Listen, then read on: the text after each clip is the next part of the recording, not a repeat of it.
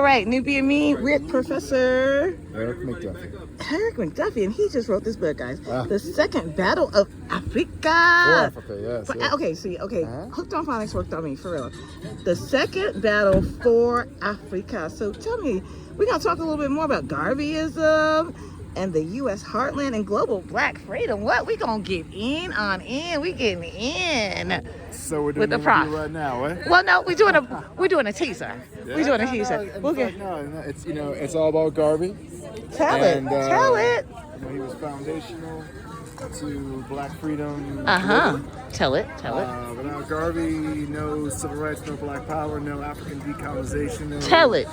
Caribbean independence. Tell it. What I also argue in the book is the importance of the Midwest, Chicago, Cleveland, Detroit, as a fulcrum for Garveyism, for black movements, for black freedom.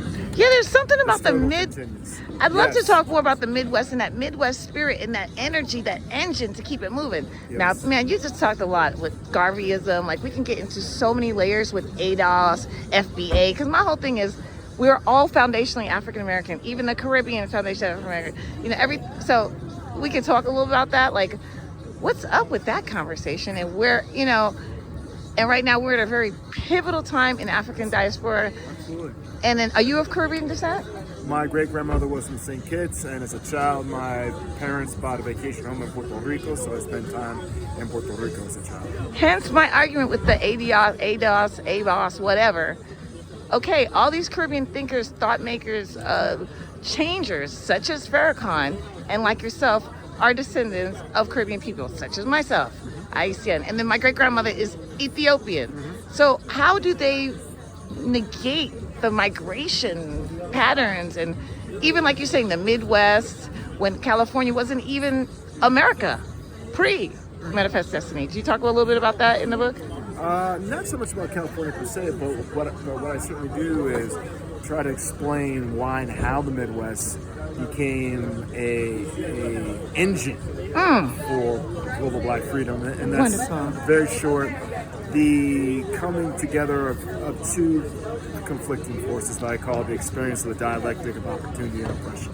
Black folk in the Midwest came to a region that was nominally free. Chattel slavery. Yes, it did exist in the Midwest, but certainly not the same as in Is that South. because of the free black thing? Do you think it's because it was a French territory? Because a lot of the Midwest, are they like French, like the Louisiana Purchase situation? Yeah, no, it's just... Is it kind of like the Jean de Couleur or the free thingy?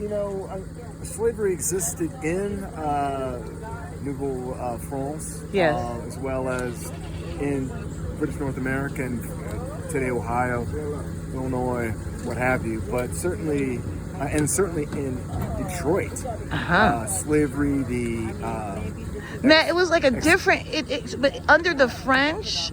It was still bad. It was horrible. Oh, Under the French, they were horrible. I'm not saying the French, but there was something different in the social, the way that people. So maybe you can help me. The way they handle themselves, like they worked hard. The way they worked, their mentality. Yeah, it was brutal. In Canada, a black woman, Marie Joseph, led a massive, she was accused of trying to burn down Montreal in 1734. She was she got in trouble. Broken on the rack, killed, tortured. Tormented. But again, so often we don't talk about Canada and slavery. Please talk about it. But the point I'm trying to get at is that one of the key subjects of my book was a name of a woman, was Louise Little, who was originally from Grenada. And as you may know, and she's most famous for being the mother of Malcolm X. Her and her husband, Little, were hardcore Garveyites. And they helped to, again, cultivate that black radical sensibility in Brother Malcolm. Wow. Oh, guys, we're going to have to take a pause for the cause, because he just opened up a can of wonderful, a can of wonderful yummies. That's what he did. That's Only right. abroad. Like you heard the prof. You heard the professor. Is there room for me? Africa for the Africans. Oh my gosh, this is gonna get deep.